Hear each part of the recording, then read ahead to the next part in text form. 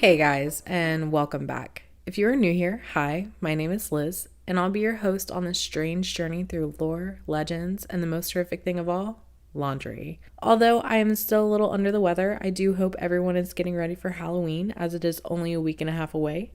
I know we are, because we may have a trick-or-treat hiding in our laundry pile for all of you. I know you can't see me, but know that I'm over here winking like someone that just got poked in the eye. So listen out for some updates as All Hallows Eve gets closer. During spooky season, I know a lot of people like to visit locations that incite fear and dread. Oftentimes, these are haunted houses that allude to being dangerous and scary, but are nothing more than an elaborate production. A reoccurring theme in haunted houses are hospitals and asylums. But what if I told you that such a place actually exists? A hospital so vile and atrocious that it is said to be home to more spirits than anyone can count, as the grounds hold more than 25,000 unmarked graves. If you haven't already, grab those baskets, restart that washer, and find a comfy seat, because we are visiting the ghost of Central State Asylum. During the first decades of the 19th century, movements to reform prisons, construct public schools, and establish state-run facilities for the mentally ill spread across the country. Georgia lawmakers replied in 1837 by enacting legislation to establish a state lunatic, idiot, and epileptic asylum. Construction of the hospital, which is located in Milledgeville, Georgia, was completed in October 1842, and the first patient was admitted later that year. Politicians had intended the asylum to become self-sustaining, with healthier patients paying for their own care. They also hoped that rehabilitated patients would be able to rejoin society as soon as possible. The institutionist family paradigm of patient care argued that hospitals were best organized when they resembled extended families. This model was used at Milledgeville Hospital from 1845 until 1879 under the direction of Dr. Thomas A. Green.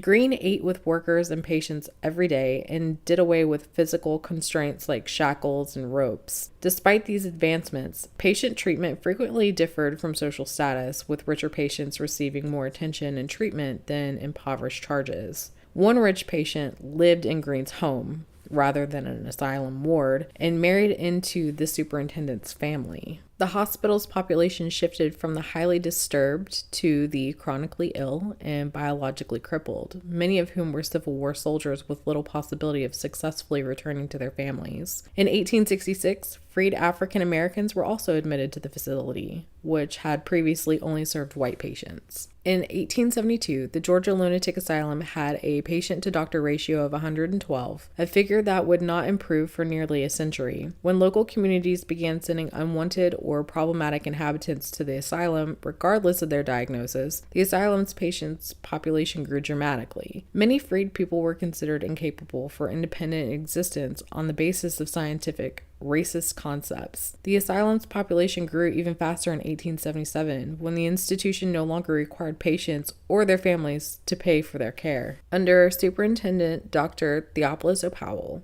a famous psychiatric scholar who served from 1879 to 1907, the facility adjusted to the expansion by establishing more specific methods of diagnosis and instituting distinct ward placements. Powell segregated Black patients in their own building, one of several additional brick buildings and various auxiliary facilities built to accommodate the increased patient load. However, new construction frequently failed to keep up with congested wards, an issue worsened when the African American building burned down in 1897. Powell had no choice but to house Black patients in underground tunnels until the structure could be repaired. The Georgia Lunatic Asylum was renamed the Georgia State Sanitarium the same year. Due to overcrowding, infectious diseases such as tuberculosis proliferated, promoting a legislative inquiry into sanitarium administration in 1909. Nonetheless, counties continued to send unwanted citizens to the sanitarium, and the increase in population meant a decline in service quality.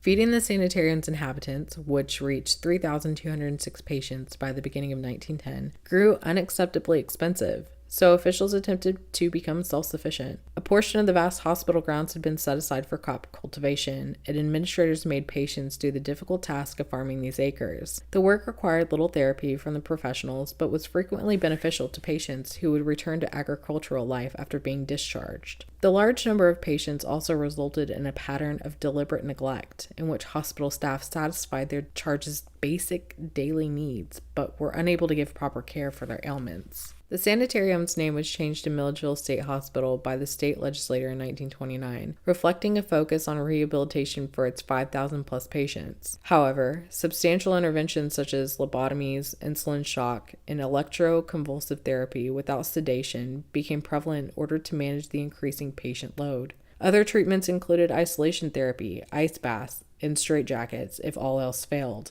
By 1940, federal funds had aided in the construction of needed new structures, but the Great Depression had pushed the hospital's patient count over 9,000. With the introduction of psychiatric medications, the length of stay was lowered and home return became more realistic for acute patients. But the ultimate goal of reducing the patient population collided with the institution's political self-interest. Politicians frequently interfered with the hospital, with Governor Eugene Talmadge firing superintendents on the spur of the moment, and the Speaker of the House, Roy V. Harris, and Senator Culver Kidd of Milledgeville accused of coercing hospital administrators into hiring political patrons to fill jobs that would be jeopardized if the patient population was reduced. Dr. Y. H. Yarborough resigned in 1948, joking that he was the only superintendent who hasn't been kicked out or carried out feet first in a casket.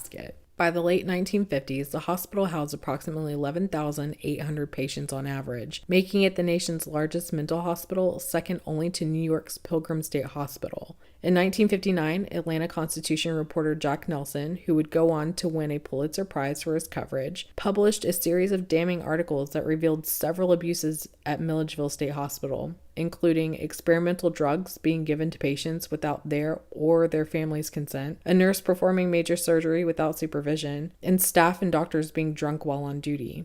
The investigation also found that only 48 doctors were caring for the thousands of patients, and not a single one held a license to practice. In fact, several staff members were patients who were employed fresh out of the institution. Governor Ernest Vanderveer Jr. responded by forming a commission to investigate and recommend legislative action. Despite worries that another probe would not significantly improve the hospital's staffing crisis or patient care, state officials took action. Milledgeville State Hospital was renamed Central State Hospital in 1967 to represent its central location as part of a regional system of 6 further mental institutions. Patients were gradually freed from Central State as the treatment style shifted from medical to mixed therapy, and the population fell below 10,000 for the first time in 2 decades in 1968. The hospital closed its farm the following year, and the land was divided among the other state organizations, including the Georgia Department of Corrections. Advocates for the mentally ill, particularly Rosalind and Jimmy Carter, fought for greater flexibility in reintegrating patients into society over the last 3 decades of the 20th century. Olmstead versus LC, a 1999 U.S. Supreme Court case involving Georgia's mental institutions, advanced this trend by ordering hospitals to allow patients to leave if community care was possible and the individual sought it. In addition, advocates started identifying and marking thousands of unmarked graves at Central State Hospital. Georgians suffering from mental illness faced additional obstacles in the first decades of the 21st century. Years of funding cuts at the state's 7 hospitals resulted in significant staff shortages and multiple avoidable patient fatalities. In 2007, an Atlanta Journal-Constitution report titled "A Hidden Shame" sparked another public outcry and a threatened lawsuit by the U.S. Department of Justice against the state. Georgia's hospitals were mostly closed as part of the settlement in favor of community therapy. However, with state finances depleted during the Great Recession, community treatment programs had many of the same challenges as the old hospitals, including low funding and poor care standards. Nonetheless, at the beginning of 2010, only 30 patients remained in Central State.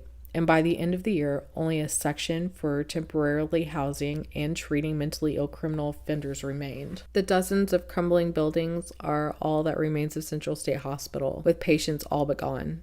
The site is now a hodgepodge of state and private ownership, with a local redevelopment body in charge of much of it. Preservationists have worked to save the numerous remaining structures, and the Georgia Trust for Historic Preservation has named Central State Hospital to its annual Places of Peril list twice. Given Central State's dark history, it's hardly surprising that there have been reports of paranormal activity on the campus. Apparitions, disembodied voices in the region, cries coming from abandoned structures, phantom touches, breathing on the backs of people's necks, and even suspicions of demonic rituals have all been reported. 2 women who came to visit The site stated that someone or something was hurling objects at them from the upper floors while they were outside. Another visitor reported feeling a sudden chill, which is sometimes connected with spirits. Another visitor reported the stench of rotting flesh, which they believe is a sign of the presence of a demon. In addition to the others, Cedar Lane Cemetery, which is located nearby, accommodates 2,000 graves. There is no documented evidence that this region of the grounds is haunted. As of April 2022, the 3-bedroom 1920s bungalow that once used to house the doctors on the campus can now be rented out nightly. The macabre cottage is situated right across the street from the hospital. No claims of it being haunted have surfaced at this time. You can also take a tour of the grounds in some of the buildings, as tours are held once a month. Do you dare stay a night or wander its halls? Well, friends, it's that time again. I want to thank each and every one of you for listening in. Be sure to like and subscribe so you get notified when the new episodes drop. If you drop us a comment or leave us a review, it would be greatly appreciated. If you haven't joined our Facebook group or checked out our Instagram, this is where we post pictures of the locations that we cover and provide some fun updates, and we get to interact with all of you throughout the week. We would love to have you there. Also, if you have a suggestion or just want to reach out and say hi, you can reach us at lorelegendslaundry@gmail.com. Until next time, bye guys. And don't forget to switch the laundry.